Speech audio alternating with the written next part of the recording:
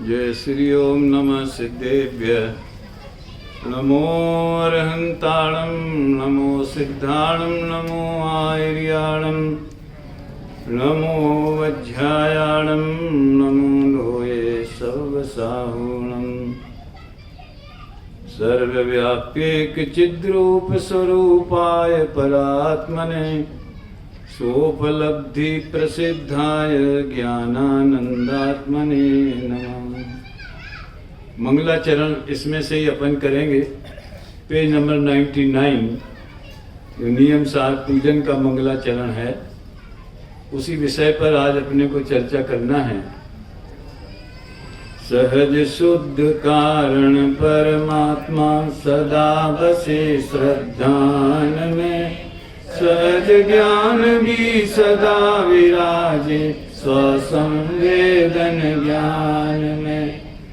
अनुभूतिमय निर्मल परिणति से भूषित चारित्र हो, करने योग्य नियम से जो रत्नत्रय मम कर प्रभु विकारी भावों का अब तो समूल परिहार हो। दर्शन ज्ञान चरित्र में मेरे सदा नियम का सार हो। कुंद कुंद आचार्य देव का जन जन पर उपकार है। पद्म प्रभ मलधारी देव मुनि को वंदन शत बार है, मुनि को वंदन शत बार। जैसा कि आपको पहले सूचित किया गया है कि नियम सार ग्रंथ आचार्य देव की पर्सनल डायरी है, इसलिए इसके अष्टकों की पंक्ति में बार बार इसका उल्लेख है। नियम सार गुरु कुंद कुंद ने अपने लिए बनाया, सहज ज्ञान रस भरे कलश से पद्म प्रभ ने सजाया। वास्तव में टीकाकार मुनिराजों का तो महान उपकार है कि उन्होंने ग्रंथ को बिल्कुल समझ लीजिए सर्वार्थ सिद्धि और सिद्धशिला तक की ऊंचाइयां और पाताल से भी गहरी गहराइयां उसमें भर दी हैं। चाहे आत्मख्याति हो, चाहे जैसे नाचार्य देव की टीकाएं हों, और विशेष तो ये तो अपने आप में चमकदार टीका है पद्म प्रबल मुनिराज की। हमारे नियम सार ग्रंथ पर देवलाली में एक एक पंक्ति पर स्वाध्याय भी हुआ है, और वो आप उसमें उपलब्ध भी है, अपने जहाँ भी देख सकते हैं यूट्यूब वगैरह पर, उसमें या टेलीग्राम वगैरह पे। नियम सार की रचना आचार्य ने खुद के लिए की, तो उसमें माल क्या भर दिया, माल उसमें रत्नत्रय ही भरा है। उन्होंने घोषणा ही ये की है कि जो नियम से करने लायक है, एक ही काम करने लायक है, बस काम एक आत्मार्थ नो बीजू नहीं मन रोग। एक आत्महिदम कादब्बम, आत्महित ही करने लायक है। वो भी उपदेश इसलिए दिया जाता है कि उपदेश देने वाला भी विकल्पों की भूमिका में है, सुनने वाला भी विकल्पों की भूमिका में है, इसलिए करने की भूमिका में कहे बिना दूसरा कोई रास्ता नहीं। अपन कहें आत्महित तो होने लायक है, आत्महित जब होना होगा तब हो जाएगा, तो बात खत्म हो गई। फिर उपदेश काहे का। इसलिए आचार्य देव ने पहले व्यवहार ने से करने योग्य अगर कोई कार्य है तो रत्नत्रय ही है, ये बात इसमें कही। और इसके आप छंद में एक में और 101 पेज पर देखिए, 2-3 जगह जहाँ सहज शब्द ज़्यादा आया है उसका मैं आपको ध्यान दिला रहा हूँ। फिर सहजता पर चर्चा करूँगा। तुमने कहा था ना मेरे को, किसने कहा था सहजता के ऊपर है? नाम भूल गया मैं, नाम क्या? अनिल। अच्छा। सहज ध्येय के सहज ध्यान में रत्नत्रय फल पाऊं, प्रभु भक्ति से निर्वांचक होकर भी शिव फल पाऊं। नियम सार गुरु कुंद कुंद ने अपने लिए बनाया, सहज ज्ञान रस भरे कलश से पद्म प्रभ ने सजाया। ये तो सहज ज्ञान रस भरे कलश से ये तो हर एक में आता है। अभी अपन आए 105 पेज पे, जहाँ से अपन विषय की चर्चा आगे बढ़ाएंगे। पांचवा छंद है, यह सहज ज्ञान तथा सहज दृष्टि सदा जयवंत है। इस तरह सहज विशुद्ध चारित्र भी सदा जयवंत है। जो पाप पुंज विहीन करदम पंक्ति से नित रहित है, संस्थित सहज निज तत्व में वह चेतना। सहज तत्व में वह चेतना स्थित है, सहज तत्व में स्थित है। आजकल खासकर दादा के उद्गारों में चाहे कोई भी प्रसंग हो, वे उन्हें अध्यक्ष बनाएं, चीफ गेस्ट बनाएं, उनका संबोधन लेवें, लेकिन सहजता के ऊपर उनकी धारा बहुत चली जाती है, और वो भी सहज ही चली जाती है। वो सोचते होंगे ऐसा मैं नहीं समझता, उनके कण कण में वो समा गई है। या तो सहजता आएगी या भरत का अंतर्द्वंद आएगा। अगर आपको इनका आनंद लेना हो तो आप देवलाली शिविर में पधारें, लेकिन 60 से ऊपर वालों को तो मना कर दिया है। अंतर्द्वंद में भी सहजता की बात है। तो मैं बहुत गहराई से सोचता हूं कि सहजता का स्वरूप क्या है, किसे कहते हैं सहजता, और वो उसका हमसे क्या कनेक्शन हो सकता है, सुख दुख से हमारे क्या संबंध है, इत्यादि अनेक बातें हैं जो काफ़ी गहराई से भी और थोड़ा विस्तार भी इनमें है। इसलिए मैं इस पर प्रवचन करने के बजाय, क्योंकि ये तो विषय वस्तु आपने सब पढ़ ली है, अन्यथा आप पढ़ें भी, प्रवचन भी सुने, गुरुदेव के भी बहुत मस्त प्रवचन है, लेकिन सहजता को अपन दो दृष्टियों से देखना चाहिए। एक सहज वस्तु स्वभाव और दूसरे सहजता की अनुभूति। तो पहला प्रश्न तो ये है, दोनों में जो सहजता शब्द है उसका अर्थ क्या होता है, सहजता कहते किसे? हम अपने स्तर पर सोचें, अपनी भूमिका से, लौकिक दृष्टि से भी बात करें, तो जिस काम का हमने सोचा नहीं होता है और वो हमारे बिना सोचे, बिना प्रयत्न के, बिना विकल्पों के हो जाए, तो हम कहते ये तो सहज हो गया, इसमें हमने कुछ नहीं किया। और जिस काम के लिए हम वर्षों मेहनत करते हुए और फिर वो होवे, वो भी पुण्य के उदय से, क्योंकि विकल्पानुसार कार्य होना पुण्य का उदय है। पुण्य के उदय के भी बहुत सारे लेवल बताए थे। लेवल, एक लेवल तो ये है कि इच्छा मात्र से कार्य हो जाए, ये उत्कृष्ट पुण्य का उदय। दूसरा लो लेवल का पुण्य है कि इच्छा होवे और हम प्रयत्न होवे, बड़ी मेहनत करें और फिर वो कार्य हो जाए, वो थोड़ा मध्यम दर्जे का पुण्य का उदय है। और इच्छा होने और प्रयत्न होने पर भी कार्य न होवे तो ये तो पाप का उदय हुआ। लेकिन थर्ड डिग्री का जो अपन थर्ड लेवल का कहें, तो प्रयत्नों में विघ्न बहुत से आवे और हम उन विघ्नों पर पार होकर के आखिर वो काम हो जाए तो समझ लो तीसरे दर्जे का। ऐसे 3 से 2-3 तो पंडित जी के प्रवचन में सुने थे मैंने, ये इस स्तर के पुण्य का उदय। चक्रवर्ती इत्यादि की इच्छा मात्र से हो जाता है। खैर, तो जगत में भी जो कार्य बिना प्रयत्न के देखे जाते हैं, चाहे प्राकृतिक हो चाहे हमारे लौकिक हो गए। समझ लीजिए हमारी 2 कन्याएं हैं, एक कन्या के विवाह के लिए हमने 10 साल प्रयत्न किया, और बहुत से लोगों से संपर्क किया, लेकिन जचा ही नहीं, समझ में नहीं आया। कभी हमें नहीं आया, कभी उन्हें ये पंडित आदमी ये क्या करेंगे, ऐसा भी लोगों का रिएक्शन आया।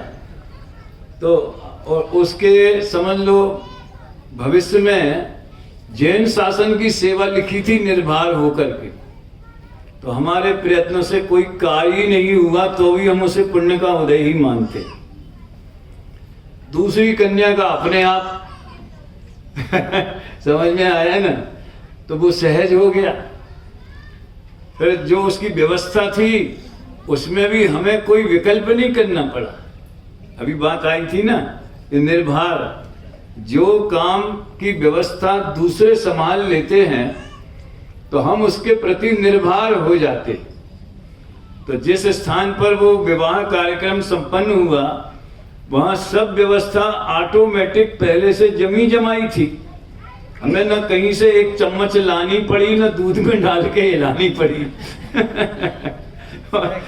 न वो चम्मच उसके वापस करनी पड़ी। बिल्कुल आराम से घर में बैठे रहे, वो काम हो गया। उस समय जो विकल्प चलते थे वो जुदी बात है, लेकिन काम का भार नहीं था। तो बिना भार के जो काम अपने आप हो जावे वो हमें सहज है, ऐसा हम महसूस करते हैं। और उसमें थोड़ी निराकुलता, थोड़ा आनंद, थोड़ा हल्कापन, वाह बहुत अच्छा हुआ, अपने आप हो गया, सब हो गया, इन लोगों ने संभाल लिया, हमें कुछ नहीं करने दिया। इस तरह की जो अनुभूतियां हैं उन्हें हम सहजता से समझ सकते हैं कि ये एक सहज हो रहा है, ये लौकिक कार्य है। लौकिक भाषा में बोल रहा हूं अभी मैं। प्रकृति में तो जो होता है सब सहज होता है। पानी बरसता है तो सहज बरसता है। अब लोग बरसने के लिए 5-7 साल पहले की बात है कि नहीं बरस रहा था तो महीनों लोगों ने यज्ञ वगैरह करने चालू कर दिए। वो लेट आना था मानसून, फिर जब बरसने लगा, बहुत बरसने लगा, तो इसलिए यज्ञ होने लगे कि अब ये बंद हो जाए।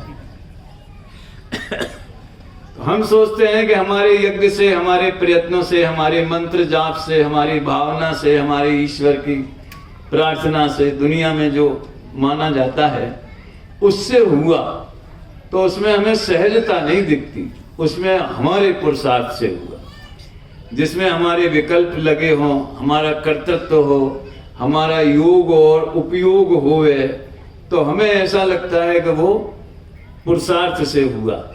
और जिसमें हमारा योग उपयोग नहीं लगे तो वो हमें सहज दिखाई देता है। इस तरह की एक परिभाषा या एक अनुभूति जगत में चलती है। उसमें पूरा सत्य तो नहीं है, लेकिन इतना सत्य जरूर है कि हमें जो निर्भरता की अनुभूति होती है वो सहजता की अनुभूति का एक प्रकार बनता है। तो प्रकृति में जितने भी कार्य होते हैं, गंगा बहती है, सहज बहती है।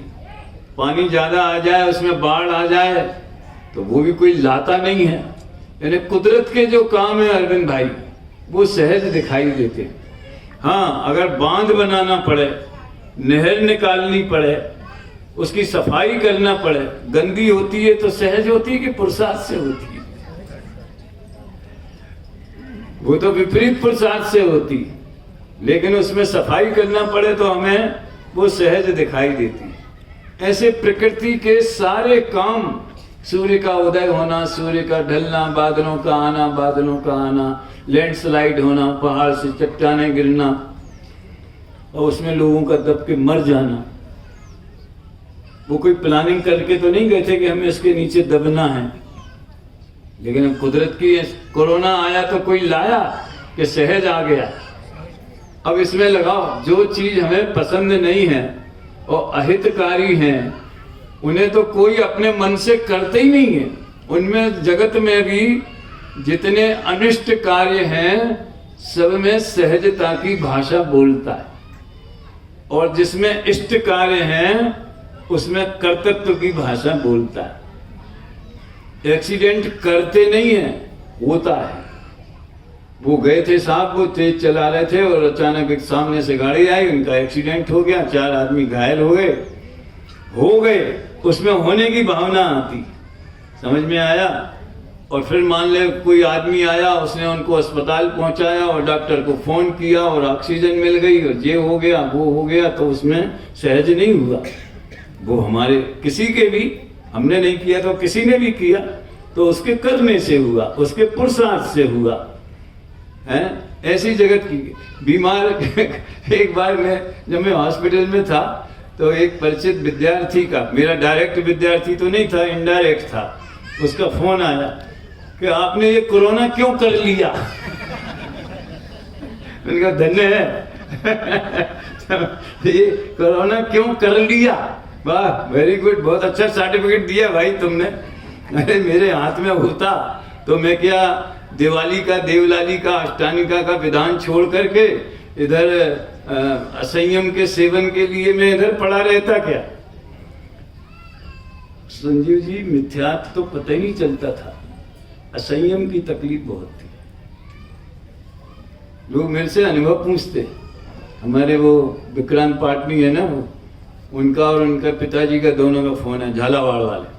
भाई साहब आप लिख देना, जो भी आपको 15 दिन में फील हुआ हो वो लिख देना। मैंने कहा जो सहज लिखा जाएगा सो लिखा जाएगा, बुद्धिपूर्वक तो कुछ होता नहीं। अभी लौकिक बात अपन ने की, अब वास्तव में क्या है स्थिति, वस्तु स्वरूप क्या है, ये जरा हम समझने की कोशिश करें। इसके लिए मैं उदाहरण देना चाहता हूं कि क्रमबद्ध पर्याय पुस्तक में एक प्रकरण दादा ने उठाया है कि अव्यवस्थित दिखने वाली घटनाएं भी वास्तव में व्यवस्थित होती। ये बहुत मार्मिक बात है। ये अव्यवस्थित दिखाई देने वाला जगत वो भी व्यवस्थित दिखाई होता है, हमें दिखाई नहीं देता है। अब जुलाई में बरसात होनी चाहिए तो हमें व्यवस्थित लगता है, और अगस्त में भी नहीं हो, सितंबर भी नहीं हो, फिर दिवाली के दिन होवे, होली में बरसात हो जावे, बेमौसम हो जावे, जैसा आजकल प्रकृति चक्र बदल रहा है सब, तो हमें ये ऐसा लगता है कि सिस्टम बिगड़ रहा है, अव्यवस्थित हो रहा है। उसमें उदाहरण दिया, तेरे को ख्याल है कौन सा उदाहरण, बोल। है नाटक में अगर किसी गरीब की झोपड़ी दिखाना हो गए तो वो अव्यवस्थित दिखाई जाती कि उसके कमरा में गंदगी है, एक टूटी सी खाट पड़ी है, कुर्सी की एक टांग टूटी है, उसके नीचे ईंटें लगा के उसको बैलेंस बनाया गया है, हैं? और फटे पुराने कपड़े पहने हुए हैं, दाढ़ी भी बड़ी हुई है। अब जैसा उसका रोल है वैसा, चाहे सिनेमा हो चाहे नाटक हो, वैसे करना पड़ेगा। लेकिन उसे अव्यवस्थित दिखाने के लिए डायरेक्टर ने कितनी प्लानिंग करी, कितना सोचा है कि ऐसा करो, समझ लो दाढ़ी उसको पहले से कह देंगे तो एक हफ्ते से दाढ़ी मत बनाना समझ में आया ना, तो ऐसा बीमार जैसा लगे, और भी जो उसमें खाट टूटी नहीं हुए तो एक टांग तोड़ देंगे, फिर उसके नीचे ईंटें लगा के उसको, गरीब आदमी है तो गरीबा का दृश्य अव्यवस्थित दिखाने के लिए भी व्यवस्था बनानी पड़ती। ये तो घटनाओं का और सीन जो दृश्य दिखाना है उसके ऊपर उन्होंने समझाया है। वास्तव में देखा जाए तो हमें जिस कार्य में पुरुषार्थ दिखाई देता है वो कार्य भी, खासकर विकल्पों के और पर के कार्य की बात है, अभी मैं सहज पुरुषार्थ की बात नहीं करता, वो लास्ट में अर्ध आधा हो जाएगा तब करूंगा, हैं?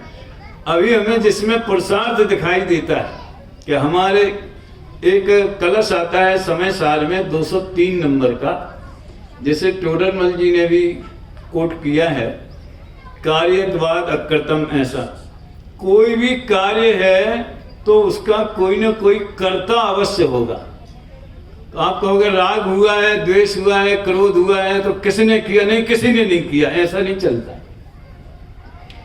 भले परद्रव्य उसका कर्ता नहीं है, हमें ये बताना है, लेकिन वो उस द्रव्य में स्वयं उसकी पर्याय में हुआ है और द्रव्य परिणमित हुआ है, इसलिए द्रव्य उसका कर्ता है। ऐसा वहां आत्मा को राग आदि का कर्ता, अकेले प्रवचन सार में नहीं संजीव जी, समय सार में भी राग आदि का कर्ता सिद्ध किया है, मगर एक एक कंडीशन लगा दी अज्ञान भाव से। वो रजवी भाई तो 2-3 बार कह चुके, और हमारे जो मनीष जी हैं मेरठ वाले, उनकी भी क्लासें आप लोग सुनते होंगे, थोड़ी थोड़ी सबकी एक बार सुन लो, फिर जिसकी पसंद आए उसकी धारावाहिक पूरी सुनो। और सुनने का आनंद तो तब है कि आप कॉपी पेन लेकर के बैठो, चाय बनाते बनाते हो, नाश्ता करते करते और दूसरा काम करते करते सुन तो सकते हो, लेकिन वो लाभ जो मिलना चाहिए वो नहीं मिलेगा। सुन सकते हो ऐसा मैंने क्यों बोला कि उपयोग कहीं दूसरी जगह भटके ही नहीं, और जहां विषय का परिचय होता है ना तो वहां उससे कनेक्शन बना रहता है। नहीं तो दूसरे काम कब करें, हम 6 घंटे सुनना है दिन में, तो हम दूसरे काम कब करें फिर। इसलिए उसकी छूट है, लेकिन केयरलेस होकर के नहीं दिलीप भाई, उस तरफ लक्ष्य बराबर, जैसे दूध के ऊपर लक्ष्य रहता है कि वो उफन नहीं जावे, वैसे उसके ऊपर भी लक्ष्य रहता है।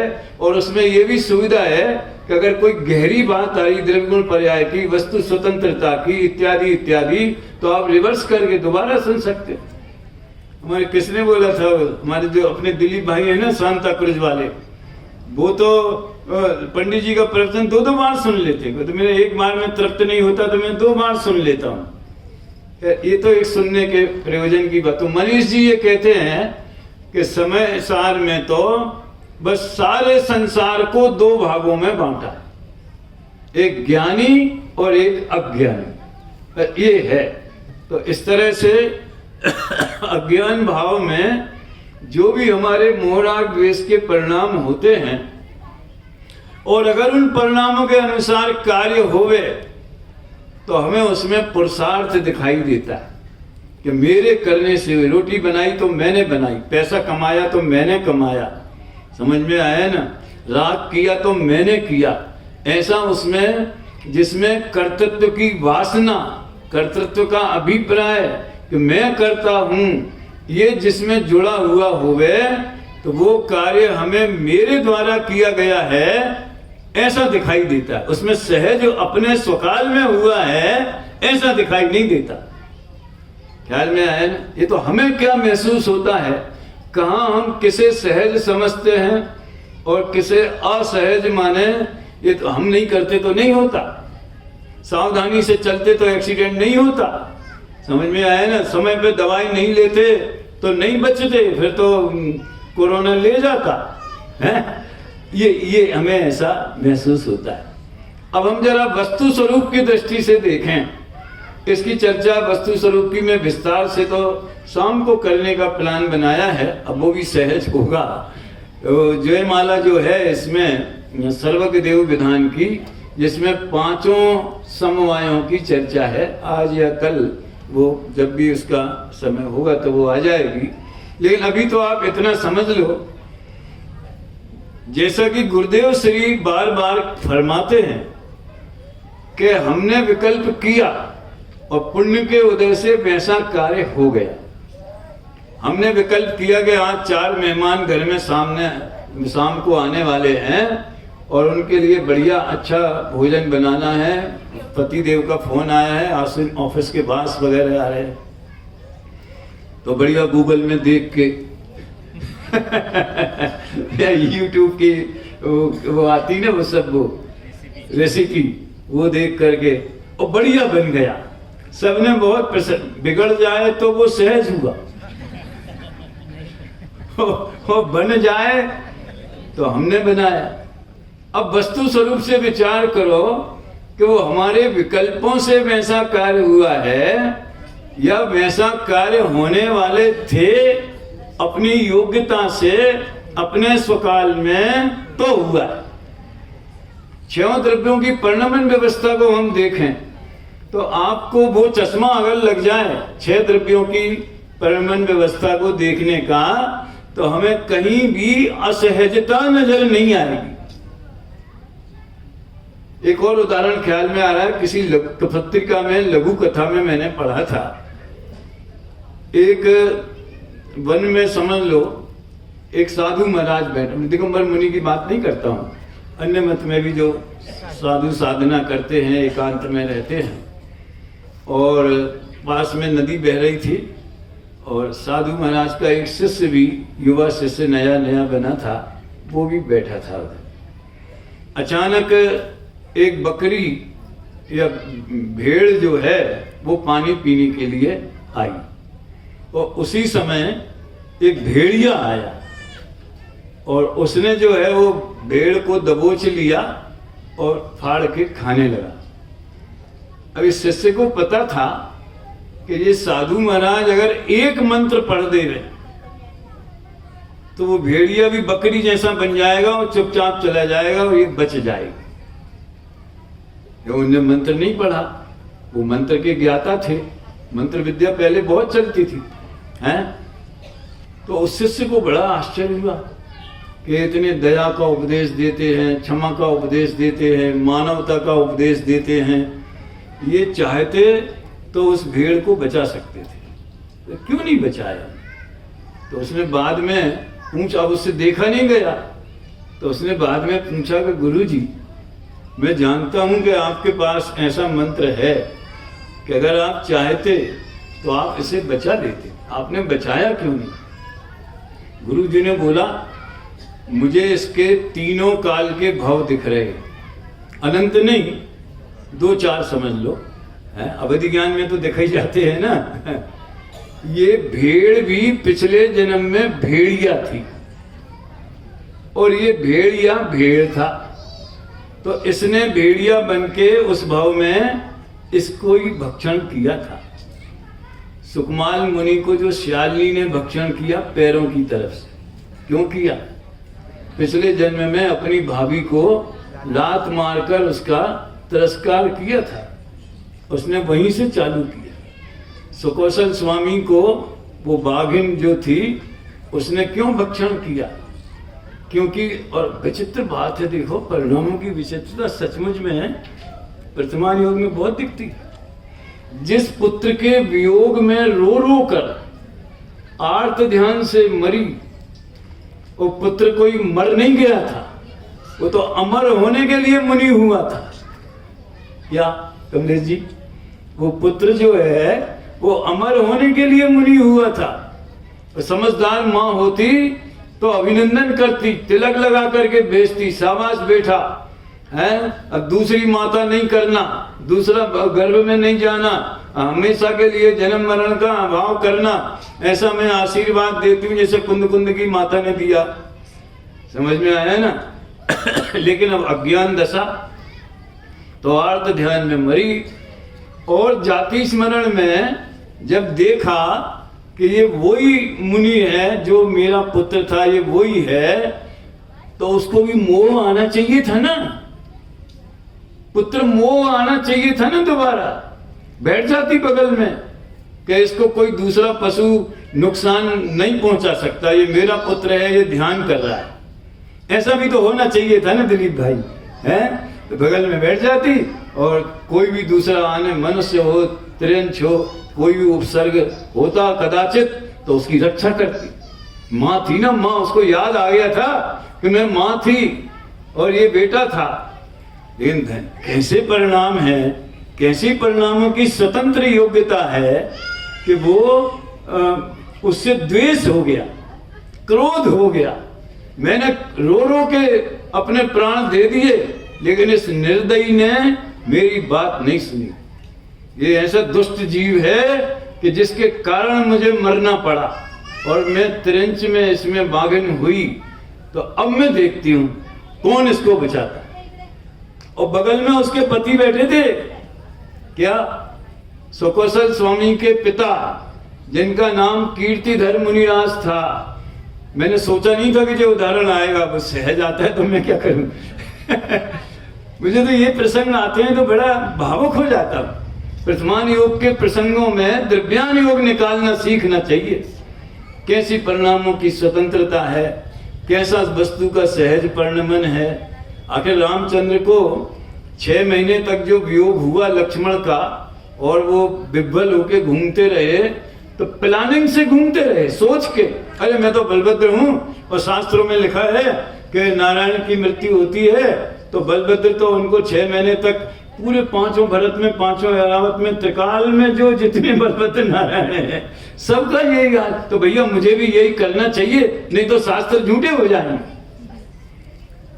कि वो जो भी विफलता का परिणाम हुआ, तीव्र मोह का, चारित्र मोह का, वो प्लानिंग करके पैदा किया कि सहज हुआ। सोचो।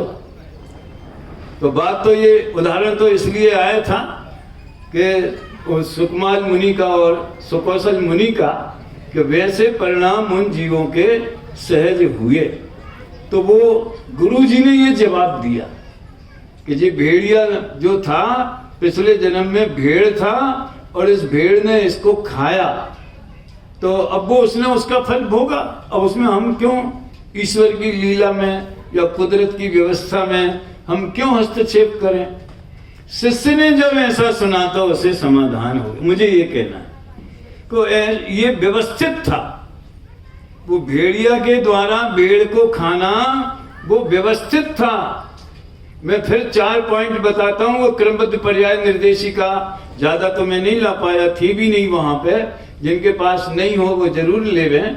उसमें वस्तु के पहला प्रश्न तो ये है कि क्रमबद्ध पर्याय किसे कहते हैं, कि वस्तु के परिणमन व्यवस्था को क्रमबद्ध पर्याय कहते हैं।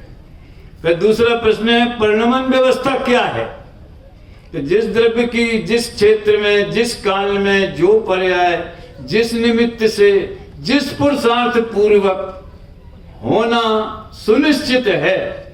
अब सुनिश्चित है कि 2 अर्थ है, एक तो वो वस्तु स्वरूप के सिस्टम में सुरक्षित है, सुनिश्चित है, दूसरा भगवान के ज्ञान में सुनिश्चित है। भगवान का ज्ञान तो दर्पण के समान, उसे जानता मात्र है, उसमें झलकते हैं, और सिस्टम में वो सुनिश्चित है। नहीं होती अगर वो सुनिश्चित तो भगवान जानते कैसे। यदि विश्व के परिणमन की निश्चित न होती श्रृंखला, तो जानती कैसे प्रभु ये आपकी केवल कला। अब तो आपको सर्वज्ञ विधान का थोड़ा आइडिया होगा ना, या महेंद्र जी हैं तो वो सुनिश्चित है, ये वस्तु व्यवस्था का स्वरूप है। हो गया। अभी तीसरा प्रश्न कि वस्तु व्यवस्था की और क्या विशेषताएं।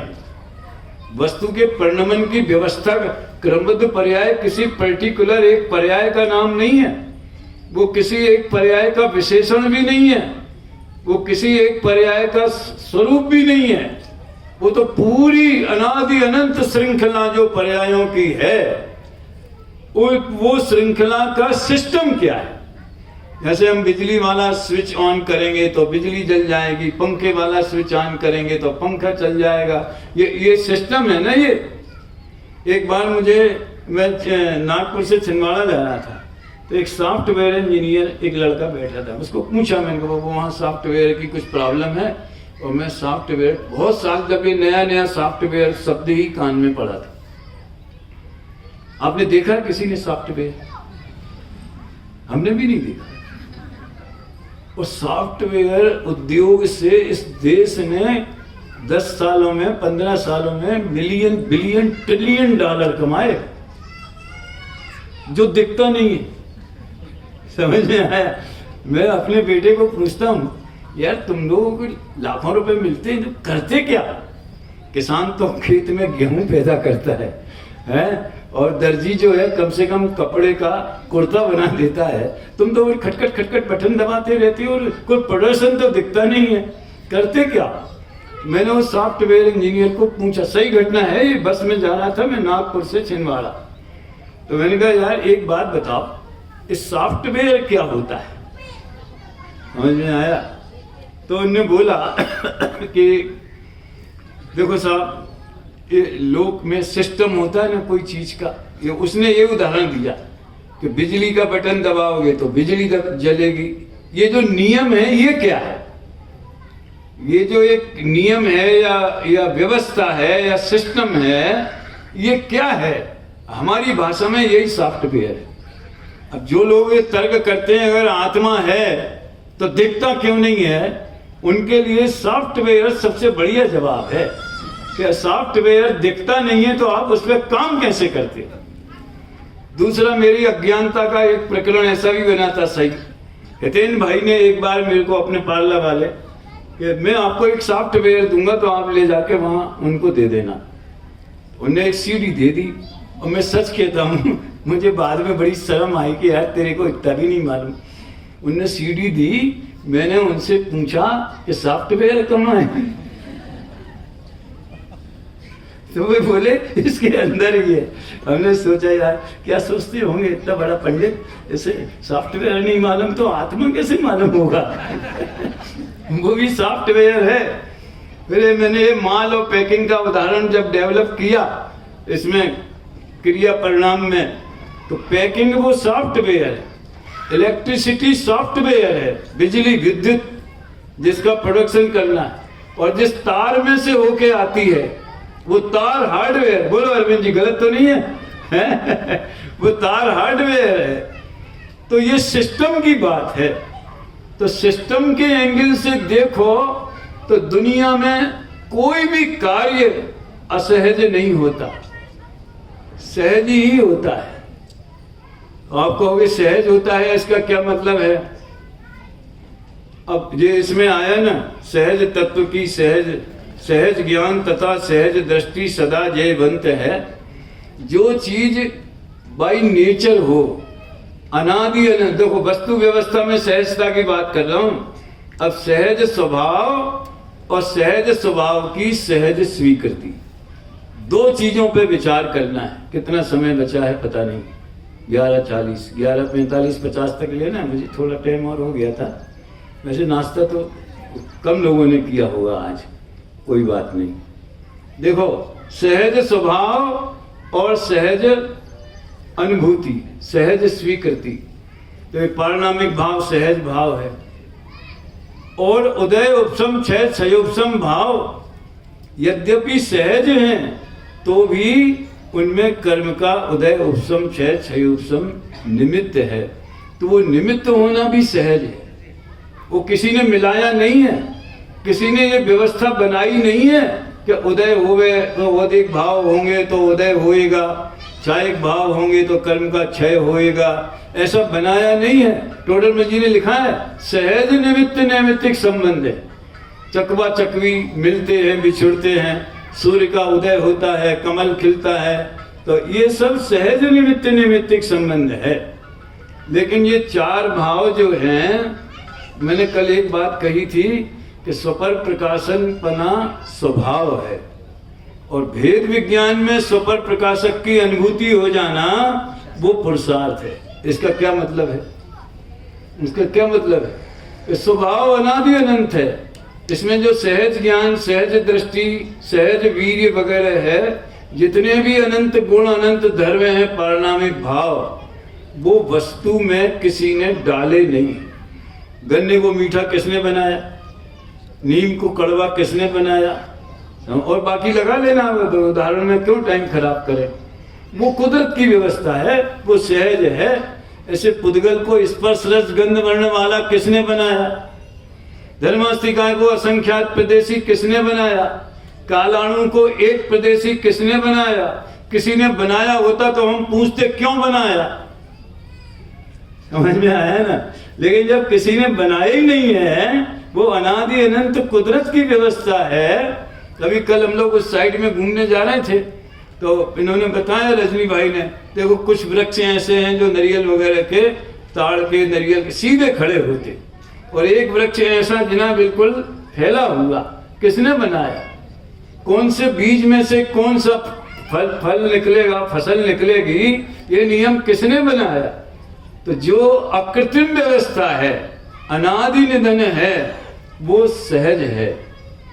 अभी हम क्या है कि जो पर द्रव्यों में परिणमन कराने की चेष्टा करते और अपने परिणामों को भी बदलने की चेष्टा करते। सबसे बड़ी मार्मिक बात तो इधर है, वही हुए बिना होता नहीं है, आए बिना आता नहीं है, टाला टलता नहीं है, और राग आदि हैं तो भी उसमें सुख नहीं। दो फार्मूले तो सब पे लागू होते, दो फार्मूले, 2 पॉइंट तो ज्ञानी अज्ञानी सब पे लागू होते हैं कि आए बिना रहता नहीं है और टाला टलता नहीं है। तीसरा ज्ञानी अज्ञानी पे लागू होता है कि राग आदि में मजा मानता है और ज्ञानी को उसमें सुख बुद्धि नहीं होती। तो सहज वस्तु का ज्ञान में, श्रद्धा में, चारित्र में स्वीकार कर लेना, श्रद्धा में श्रद्धा के रूप में स्वीकार होगा, प्रतीति लक्षण से, ज्ञान में स्वसंवेदन लक्षण से और चारित्र में लीनता से उसको स्वीकार करना, इसमें पुरुषार्थ है और वो पुरुषार्थ भी सहज होता है। क्या कहा? वो पुरुषार्थ भी सहज होता है।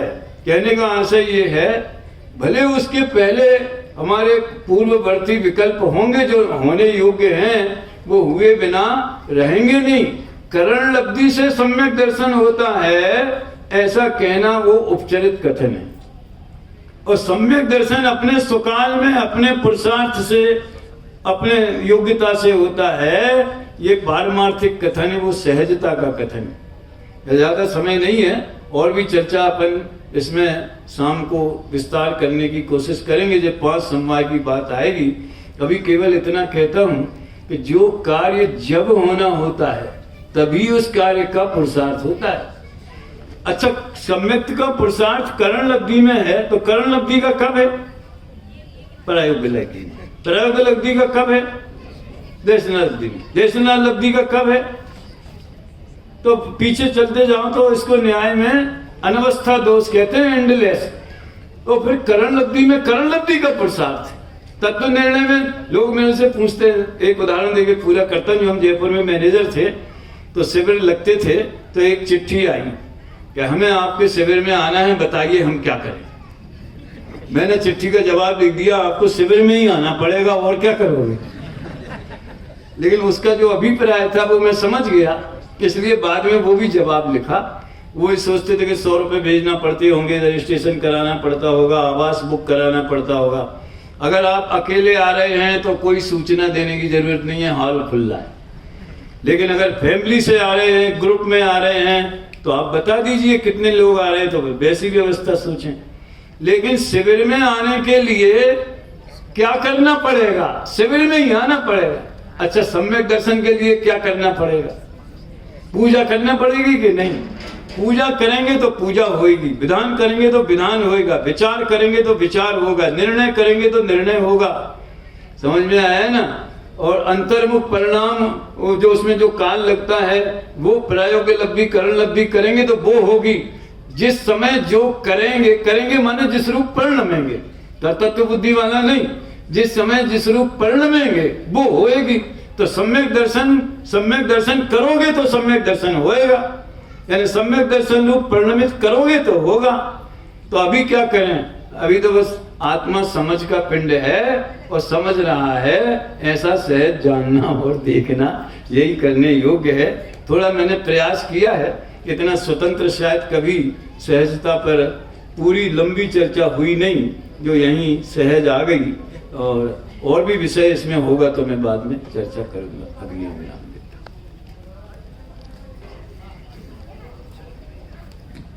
हूं।